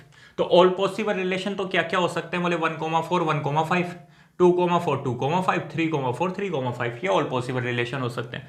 अब मैं एक रिलेशन लिख रहा हूँ R1, एक रिलेशन लिख रहा हूँ R1 जो सेट ए से सेट बी में डिफाइंड है, सेट ए से सेट बी में। इसी टाइप के क्वेश्चंस बता रहे हैं, ठीक है ना। ये तो आराम से देख के बता सकते हो ना रिलेशन क्या है। तो एक रिलेशन लिखा मैंने R1 जो सेट ए से सेट बी में डिफाइंड है, और R1 कुछ ऐसे है बोले उसमें ना ए कोमा बी टाइप के एलिमेंट है। कैसे एलिमेंट है? ए कोमा बी टाइप के एलिमेंट है। बोले ठीक है, उसमें जो ए है, उसमें जो ए है उसकी जो वैल्यू है वो बी से कम है, ए की वैल्यू बी से कम है। ये रिलेशन हो गया, ये रिलेशन हो गया कि ए की वैल्यू बी से कम है। और क्या बोला, बोले A belongs to set A and B belongs to set B. A तो सेट ए से बिलोंग करता है तथा बी सेट बी से बिलोंग करता है। तो इस R1 को लिखो, R1 क्या होगा, तो R1 लिखते हैं। बोले कैसे एलिमेंट है बेटा, ए कोमा बी टाइप के एलिमेंट है, ए कोमा बी टाइप के एलिमेंट है, ए की वैल्यू बी से कम है। तो अपने तो कुछ नहीं, अपने तो एरो डायग्राम बना दो ना। ये लो, यहाँ ए लिखा, यहाँ बी लिखा, यहाँ 1 2 एंड 3 है, यहाँ पे क्या लिखा हुआ है 4 एंड 5। ए की वैल्यू बी से कम है, तो ये बताओ 1 की वैल्यू किस किस से कम है, तो बेटा 1 की वैल्यू तो 4 से भी कम है और 1 की वैल्यू तो 5 से भी कम है। तो क्या आएगा यहाँ पे 1,4 आएगा और 1,5 आएगा। ऐसे ही 2 की वैल्यू 4 से भी कम है और 2 की वैल्यू 5 से भी कम है, तो 2,4 आएगा, 2,5 आएगा। ऐसे लास्ट में 3,4 एंड 3,5 दोनों आएंगे। क्यों? क्योंकि 3 की वैल्यू 4 से और 5 से कम है। क्लियर है? तो ये तुम्हारे को R1 समझ में आ गया होगा। अब देखोगे ध्यान से, तो ये जो R1 है, एक बार ए क्रॉस बी भी निकाल देता हूं यार। ए क्रॉस बी, ए क्रॉस बी क्या आता है, 1,4 1,5 2,4 2,5, ठीक है, 3,4 और 3,5, ये अपने पास में ए क्रॉस बी आएगा, ठीक है ना। 1,4 1,5 2,4 2,5 3,4 एंड 3,5, ये ए क्रॉस बी आएगा। उसके बाद में मैंने रिलेशन लिखे, रिलेशन के बाद में मैंने ये R1 बना दिया। क्लियर है? अब देखो, अगर मैं तुम्हारे से पूछूं कि यार डोमेन ऑफ R1 क्या होगा, तो डोमेन ऑफ R1 तुम्हारे को यहीं से देखना है कि अच्छा फर्स्ट एलिमेंट 1 2 एंड 3, 1 2 एंड 3 ये डोमेन होगा। और रेंज क्या होगी R1 की, रेंज होगी वो होगी 4 एंड 5, क्योंकि दोनों की दोनों इमेज है, दोनों की दोनों इमेज है। एक बात लिख लेना, एक सिंपल सी बात बता देता हूं तुम्हारे को, जो डोमेन होता है ना, डोमेन, इसको लिख लेना साइड में, डोमेन। मान लो एक रिलेशन R है जो सेट ए से सेट बी में, तो जो डोमेन होता है वो होता है set of pre images, set of pre images. Pre images का मतलब किस, कौन कौन सी प्री इमेज बन रही है, जैसे 1 प्री इमेज बन रही है किसकी, 4 और 5 की, 2 प्री इमेज बन रही है किसकी, 4 और 5 की, और 3 प्री इमेज बन रही है 4 और 5 की। अभी थोड़ी देर बाद में और अच्छे समझ में आएगा। ऐसे रेंज, रेंज होती है बेटा सेट ऑफ इमेजेस, जो भी इमेज बन रही है ना उनका सेट बना दो। जैसे 4 इमेज बन रही है ना, 1 2 और 3 तीनों की इमेज है 4, और 5 भी क्या है, 1 2 और 3 तीनों की इमेज है, ठीक है ना। यहां पे बात कर रहा हूं, तो सेट ऑफ इमेजेस रेंज होती है। और ऐसे जो कोडोमेन होता है, कोडोमेन, कोडोमेन क्या होता है, कोडोमेन हमेशा होगा यहाँ पे सेट बी, ये जो सेट बी है वही कोडोमेन होगा। कोडोमेन ऑफ R1 वो क्या होगा, सेट बी होगा। क्लियर है? ऐसे देखो R2, एक और रिलेशन लिख रहा हूं R2, और वो R2 रिलेशन क्या है, बोले R2 रिलेशन है, उसमें भी ए कोमा बी टाइप के एलिमेंट है, और ए की वैल्यू बी से कम है, ए की वैल्यू किससे कम है, बी से कम है, ठीक है। और क्या बोले, ए तो सेट ए से बिलोंग करता है और बी सेट बी से बिलोंग करता है, ठीक है। ये सेट ए और ये सेट बी, यहां पे क्या लिखेंगे 1 2 3 4 एंड 5। क्या बोल रहा है, बोले ए की वैल्यू बी से कम है, ए की वैल्यू बी से कम है, ठीक है, तो इसको लिखता हूं मैं टेबुलर फॉर्म। तो एक बात होता हूं, अभी ए की वैल्यू बी से कम है, अच्छा वही रिलेशन लिख दिया कि मैंने, रिलेशन उल्टा है, ए की वैल्यू बी से ज्यादा है, तो मेरे को ये बताओ यार, ये जो वन है, वन की वैल्यू किससे ज्यादा है, इसमें 4 से ज्यादा है कि 5 से ज्यादा है, तो दोनों से ही ज्यादा नहीं है, वन की वैल्यू, वन ना तो 4 से ज्यादा होता ना ही 5 से कम होता, तो वन का रिलेशन किसी के साथ नहीं होगा, 2 का रिलेशन भी किसी के साथ नहीं होगा, क्यों, क्योंकि 2 ना तो 4 से ज्यादा है ना 5 से ज्यादा, हाँ कम होता है, कम होता है तो उधर लिखा था मैंने। ऐसे 3 का रिलेशन भी किसी के साथ भी नहीं होगा, तो ये जो रिलेशन होगा वो कौन सा रिलेशन, इसके आगे मतलब कोई रिलेशन ही नहीं बनेगा, किसी भी एलिमेंट का किसी दूसरे एलिमेंट के साथ रिलेशन नहीं बनेगा, तो इसको बोल दिया मैंने फाई, ठीक है ना, क्या बोल दिया, फाई बोल दिया। ऐसे देखो एक रिलेशन लिख देता हूँ R3 में क्या होगा, ए कोमा बी टाइप के एलिमेंट है, बोल ठीक है, ए की जो वैल्यू है ना, ए का जो स्क्वायर करते हैं, ए का स्क्वायर करने पर बी आता है, ए का स्क्वायर करने पर क्या आता है, बी आता है, ठीक है, and A belongs to set A and B belongs to set B. Check करो R3 क्या बनेगा, R3,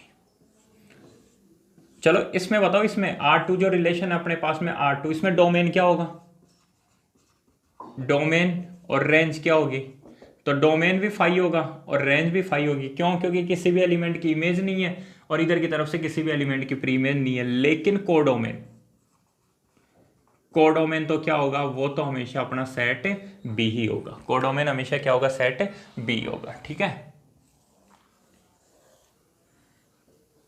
देखो R3 क्या बोल रहा है, बोले ए स्क्वायर करने पर बी आता है, ए तो यहां से आएगा, बी यहां से आएगा, ये सेट ए है, ये सेट बी है, यहां लिखा हुआ है 1 2 3, यहाँ लिखा हुआ है 4 एंड 5, तो एक का स्क्वायर मतलब 2 का स्क्वायर करने पर 4 आता है, 1 का स्क्वायर करने पर कुछ नहीं आता, 3 का स्क्वायर मतलब 1 का स्क्वायर करने पर 1 आता है, लेकिन 1 इधर नहीं है, और 3 का स्क्वायर करने पर 9 आता है, 9 इधर नहीं है, तो केवल और केवल 2 का रिलेशन किसके साथ होगा, 4 के साथ होगा। अरे यही तो ऑल पॉसिबल रिलेशन है, तो इसमें से 2 का रिलेशन किसके साथ होगा, 4 के साथ होगा, तो यहाँ 2 का रिलेशन 4 के साथ होगा।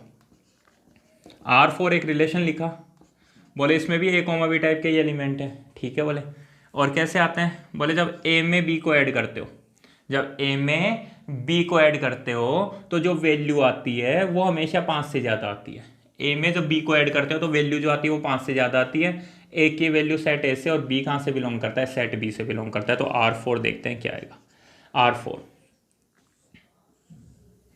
यहाँ सेट ए और यहाँ set B, A and B, relation कौन सा है, R4, यहाँ लिखा हुआ है ए 1 2 एंड 3, यहाँ लिखा हुआ है 4 एंड 5, क्या बोल रहा है, ए में बी ऐड करने पर 5 से ज्यादा वैल्यू आती है, तो एक बात, 1 में 4 ऐड करने पर 5 से ज्यादा आता है क्या, नहीं आता, 1 में 4 ऐड करने पर तो क्या आता है बेटा, 5 आता है, तो 5 के इक्वल होता है ना कि ज्यादा होता है, तो 1 का रिलेशन 4 के साथ तो नहीं होगा, लेकिन 1 का रिलेशन किसके साथ होगा, 5 के साथ होगा, क्यों, क्योंकि 1 में 5 ऐड करने पर 6 आता है और 6 की जो वैल्यू है वो 5 से ज्यादा है, 6 का मान 5 से ज्यादा होता है। ऐसे 2 का रिलेशन 4 के साथ होगा, क्यों, क्योंकि 2 में 4 ऐड करने पर 6 आता है, मान लो इसको 6 कर देता, 6 से ज़्यादा आना चाहिए, 6 से ज़्यादा आना चाहिए, 6 के इक्वल नहीं आना चाहिए, तो एक बात बताओ 1 का रिलेशन 4 के साथ होगा क्या, नहीं होगा, क्यों, क्योंकि 1 में 4 ऐड करने पर 5 आता है, 1 का रिलेशन 5 के साथ भी नहीं होगा, क्यों, क्योंकि 1 में 5 ऐड करने पर क्या आता है, 6 आता है, और 6 तो क्या होता है, 6 के इक्वल होता है, ना कि 6 से ज़्यादा होता है,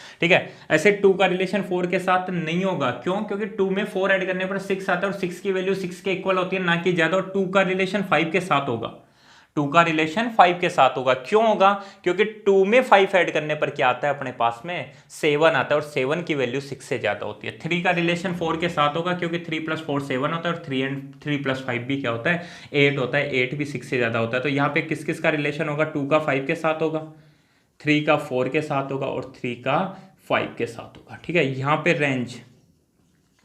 रेंज 2 होगी, वो सॉरी डोमेन 2 होगा, रेंज 4 होगी, और सेट बी को डोमेन होगा। यहाँ पे रेंज क्या होगी, वो रेंज से पहले डोमेन लो,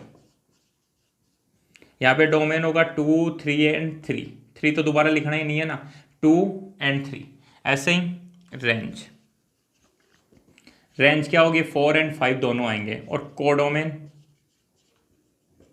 कोडोमेन क्या आएगा, सेट बी आएगा, कोडोमेन क्या आएगा, सेट बी आएगा, ठीक है। तो इतना सबको समझ में आ गया। अब देखो सुनो, मैंने डोमेन के बारे में बताया, बोले डोमेन क्या होता है, set of pre images. Set of pre images का मतलब क्या हुआ, देखो 1 की इमेज कुछ बन रही है क्या, नहीं बन रही, 2 की इमेज क्या बन रही है 5, तो 5 की प्री इमेज क्या है 2 है, 5 की प्री इमेज क्या है 2, और ऐसे ही ठीक है ना, और सॉरी 2 भी है और 3 भी है। 5 की प्री इमेज क्या है 2 भी और 3 है, क्यों, क्योंकि देखो 3 का रिलेशन 2 का रिलेशन भी 5 के साथ और 3 का रिलेशन भी 5 के साथ है, तो 5 की प्री इमेज 2 होगी और 3 होगी। तो वही तो मैंने बोला, बोले जो set of images pre image होता है, सेट ऑफ प्री इमेज का मतलब देखो यहाँ पे प्री इमेज कौन कौन बन रही है 2 और 3 प्री इमेज बन रही है, 1 तो किसी की प्री इमेज ही नहीं है और प्री इमेज ही नहीं है, तो फिर बाद में ये रिलेशन ये किसमें डोमेन में नहीं आएगा। डोमेन में क्या आता है, केवल और केवल प्री इमेज आती हैं, प्री इमेज का सेट आता है। तो प्री इमेज कौन कौन सी है 2 और 3, या फिर सीधी सी बात है इसमें से ये देखना है कि किसका रिलेशन है, तो 2 का और 3 का रिलेशन है। उसके बाद में रेंज क्या होती है, रेंज होती है set of images, set of images. तो इमेज क्या क्या बन रही है 4 और 5, किसकी बन रही है 2 और 3 की, तो ये 4 और 5 यहाँ पे आ जाएगा। जो भी इमेज बनेगी वो किस में आ जाएगा, इसमें आ जाएगा। या फिर यहाँ से चेक करना है कि यार किस किस का रिलेशन है, किस किस का रिलेशन है। या फिर बाद में मैंने क्या बताया था कि जो फर्स्ट एलिमेंट होते हैं 2 3 3, तो 2 और 3 तो किस में आ गए डोमेन में। 5 4 5 तो क्या आएगा, 5 तो 2 बार रिपीट हो रहा है, तो 4 एंड 5 वो किस में आएगा रेंज में। और कोडोमेन हमेशा क्या होता है सेट भी होता है। एक बात बताओ मेरे को, क्या ये जो ये जो रेंज बन रही है वो हमेशा इसी में से तो बन रही है, रेंज हमेशा किस में बन रही है सेट बी में से ही तो बन रही है। तो क्या मैं एक रिलेशन लिख सकता हूं क्या, वेरी इंपॉर्टेंट रिलेशन में क्या लिख सकता हूं, यहां पे नीचे लिखना है तुम्हारे को, ठीक है, या फिर कॉपी के ऊपर लिख लेना कि जो रेंज होती है ना, रेंज वो हमेशा क्या होती है, वो सबसेट होती है या इक्वल होती है किसके, कोडोमेन के। रेंज क्या होगी, या तो सबसेट होगी या फिर बाद में क्या होगी इक्वल होगी, किसके होगी कोडोमेन के। क्यों, क्योंकि ये जो रेंज होती है वो सेट बी का ही तो पार्ट होती है। जैसे यहाँ पे 4,5 पूरा का पूरा सेट बी आ गया, यहाँ पे इसी में से आता लेकिन कुछ आया नहीं तो 5, इसमें केवल 4 होगा। और 4 क्या है, 4 चेक करो ना, 4 सेट बी का ही एक पार्ट है, सेट बी का मतलब कोडोमेन का ही एक पार्ट है रेंज, ठीक है। यहाँ पे क्या होगा 4 और 5 पूरी की पूरी आ गई, कोई दिक्कत ही नहीं है। तो यहाँ पे कोडोमेन और रेंज बराबर है, यहाँ पे कोडोमेन और रेंज बराबर नहीं है। कोडोमेन रेंज जो है वो कोडोमेन का एक सबसेट है, जो 4 है ना, जो 4 है। यहाँ पे देखो रेंज क्या है, रेंज 4 है, कोडोमेन सेट बी है, सेट बी का मतलब 4,5 है, तो वो उसी का एक पार्ट है। क्लियर है। तो देखो ये जो 4 है, 4 तो इसी से बिलोंग करता है ना, समझ रहे हो ना। ये जो रेंज है, रेंज क्या होगी, इसी का एक सबसेट होगी। अगर तुम लोगों ने लास्ट ईयर चैप्टर नंबर 1 पढ़ा है तो तुम्हारे को देखते ही पता चल जा रहा होगा कि ये जो रेंज है वो कोडोमेन का क्या होती है, एक पार्ट होती है, ठीक है ना। तो इस तरीके से अपन ने क्या क्या पढ़ लिया, डोमेन पढ़ लिया, रेंज पढ़ लिया और कोडोमेन पढ़ लिया, ठीक है। अब देखो सुनो, अब मैं तुम्हारे को एक 2 डेफिनेशन बता रहा हूं, उसके बारे में अपन नेक्स्ट वीडियो में और अच्छे से समझेंगे, लेकिन सुनना से ध्यान से। देखो बेटा, जब मैंने R1 रिलेशन बनाया था, ये जो R1 रिलेशन बनाया था, ये तो वास्तव में A क्रॉस B के ही तो इक्वल आ रहा था। ये किसके इक्वल आ रहा था, A क्रॉस B के इक्वल आ रहा था। ये जो R1 मैंने रिलेशन बनाया था, ये वास्तव में किसके बराबर आ रहा था, A क्रॉस B के। भाई इसमें भी 1,4 1,5 2,4 2,5, मतलब क्या हुआ, सेट A के हर एक एलिमेंट का रिलेशन सेट B के हर एलिमेंट के साथ है। सेट A के हर एलिमेंट का रिलेशन सेट B के हर एलिमेंट के साथ है। 1 का रिलेशन 4 और 5 दोनों के साथ है, 2 का 4 और 5 दोनों के साथ है, 3 का 4 और 5 दोनों के साथ में। तो ऐसा जो रिलेशन होता है, इसको बोला जाता है यूनिवर्सल रिलेशन। इसी को क्या बोला जाता है, यूनिवर्सल रिलेशन। हिंदी में बोलते हैं सार्वत्रिक संबंध, ठीक है ना। यूनिवर्सल रिलेशन क्या होता है, बोले कोई भी एक रिलेशन अपन ने निकाला और अगर उसमें सेट ए के सभी एलिमेंट्स का रिलेशन सेट बी के सभी एलिमेंट्स के साथ में है, तो उसी को क्या बोला जाता है, यूनिवर्सल रिलेशन बोला जाता है। जो अपन नेक्स्ट डेफिनेशन अपन पढ़ने वाले हैं वो पढ़ने वाले हैं एम्प्टी रिलेशन और यूनिवर्सल रिलेशन की नेक्स्ट वीडियो में। तो क्या होगा, यूनिवर्सल रिलेशन किसको बोला जाता है, अगर क्या हो जाए R1 या फिर कोई भी एक रिलेशन A क्रॉस B के बराबर ही हो जाए, या सीधी सी बात बोलूं, बोले वो रिलेशन जिसमें सेट A के सभी एलिमेंट्स का रिलेशन सेट B के सभी एलिमेंट्स के साथ में है, उसी को क्या बोलते हैं, यूनिवर्सल रिलेशन बोलते हैं। और यहां पे चेक करो, यहां पे ये रिलेशन क्या आया, इसमें कोई एलिमेंट ही नहीं आया, मतलब ये फाई आया। और अगर फाई आ जाता है तो इसको बोला जाता है एम्प्टी रिलेशन। एम्प्टी रिलेशन बोल दो, वॉइड रिलेशन बोल दो, ठीक है, या नल रिलेशन बोल दो, या फिर क्या बोलते हैं इसी को रिक्त संबंध बोलते हैं। रिक्त संबंध में क्या होता है, इसमें सेट ए के किसी भी अवयव का रिलेशन सेट बी के किसी भी अवयव के साथ में नहीं होता। समुच्चय ए के किसी भी अवयव का संबंध समुच्चय बी के किसी भी अवयव के साथ में नहीं होता, तो ऐसे को बोलते हैं रिक्त संबंध। नेक्स्ट वीडियो में और अच्छे से समझेंगे। बाकी समझ में आ गया होगा यार, यूनिवर्सल का मतलब क्या हुआ, सेट ए के सभी एलिमेंट्स का रिलेशन सेट बी के सभी एलिमेंट्स के साथ में होना चाहिए, तो उसी को यूनिवर्सल रिलेशन बोलते हैं। सेट ए के किसी भी एलिमेंट का रिलेशन सेट बी के किसी भी एलिमेंट के साथ में नहीं है, तो उसी को क्या बोला जाता है, एम्प्टी रिलेशन बोला जाता है। तो आज अपन ने क्या पढ़ा, आज अपन ने पढ़ा सबसे पहले रिलेशन के बारे में, रिलेशन की डेफिनेशन। रिलेशन की डेफिनेशन मैंने आप लोगों को बताई थी कि क्या होता है रिलेशन, क्या होता है, ए क्रॉस बी का एक सबसेट होता है। ए क्रॉस बी क्या होता है, ए क्रॉस बी वास्तव में बताता है सेट ए के एलिमेंट्स का सेट बी के साथ में क्या क्या पॉसिबल रिलेशन हो सकता है। फिर रिलेशन क्या क्या होंगे, या किसका रिलेशन किसके साथ होगा, वो डिपेंड करता है एक रूल के ऊपर। जैसे यहां पे क्या रूल लिखा हुआ था, बोले A square equal to B. यहां पे क्या लिखा हुआ था, A plus B is greater than equal to greater than 6। यहां पे क्या लिखा हुआ था, A is greater than B. ऐसे ही यहां पे क्या लिखा हुआ था, ए लेस देन बी। इस तरीके से तो ये किसके ऊपर डिपेंड करता है, एक रिलेशन। बोले रिलेशन किसका रिलेशन किसके साथ, सेट ए के एलिमेंट्स का रिलेशन सेट बी के एलिमेंट्स के साथ में। उसके बाद में बात आती है, बोले रिलेशन क्या है, रिलेशन क्या है, ठीक है, ये बात समझ में आ गई। उसके बाद में अपन ने डोमेन पढ़ा, कोडोमेन पढ़ा और रेंज पढ़ा। तीनों बातें समझ में आ गई होंगी, डोमेन, कोडोमेन और रेंज। कोई भी एक रिलेशन है जो सेट ए से सेट बी में है, सेट ए से सेट बी में, तो जो ऑर्डर्ड पेयर बनते हैं उनका जो फर्स्ट एलिमेंट होता है उसी को डोमेन बोला जाता है। या सीधी सी बात करूं तो यहाँ पे जो भी एलिमेंट है जिनका रिलेशन बन रहा है, जिनका रिलेशन बनता है वो तो डोमेन, जिनके साथ रिलेशन बन रहा है, जिनके साथ रिलेशन बन रहा है उसका सेट रेंज में आ जाएगा। जैसे यहाँ पे किसी के साथ भी नहीं बन रहा तो रेंज में 5 आएगा। यहाँ पे 4 के साथ रिलेशन बन रहा है तो 4 रेंज में आएगा। यहाँ पे 4 और 5 के साथ बन रहा है तो 4 और 5 रेंज में आएंगे। और जो सेट बी होता है उसी को बोला जाता है कोडोमेन। सेट बी को ही क्या बोला जाता है, कोडोमेन। लास्ट में अपन ने दो डेफिनेशन को थोड़ा ऊपर ऊपर से समझा। बोले यार एक रिलेशन होता है यूनिवर्सल रिलेशन और एक रिलेशन होता है एम्प्टी रिलेशन। यूनिवर्सल रिलेशन उस रिलेशन को बोला जाता है जिसमें क्या होता है, जिसमें सेट ए के सभी एलिमेंट्स का रिलेशन सेट बी के सभी एलिमेंट्स के साथ में हो। और इधर की तरफ एम्प्टी रिलेशन या फिर रिक्त संबंध किसको बोला जाता है, जिसमें सेट ए के सभी किसी भी एलिमेंट का रिलेशन सेट बी के किसी भी एलिमेंट के साथ में नहीं हो। ठीक है, तो नेक्स्ट वीडियो में अपन पढ़ेंगे, सबसे पहले पढ़ेंगे empty relation, universal relation, identity relation, और उसके बाद में टाइप्स ऑफ रिलेशन में रिफ्लेक्सिव रिलेशन किसको बोला जाता है, ठीक है ना, ट्रांजेक्टिव रिलेशन किसको बोला जाता है, सिमेट्रिक रिलेशन किसको बोला जाता है, और इक्विवेलेंस रिलेशन का मतलब क्या होता है, ये नेक्स्ट वीडियो में अपन देखने वाले हैं। जय हिंद, जय भारत।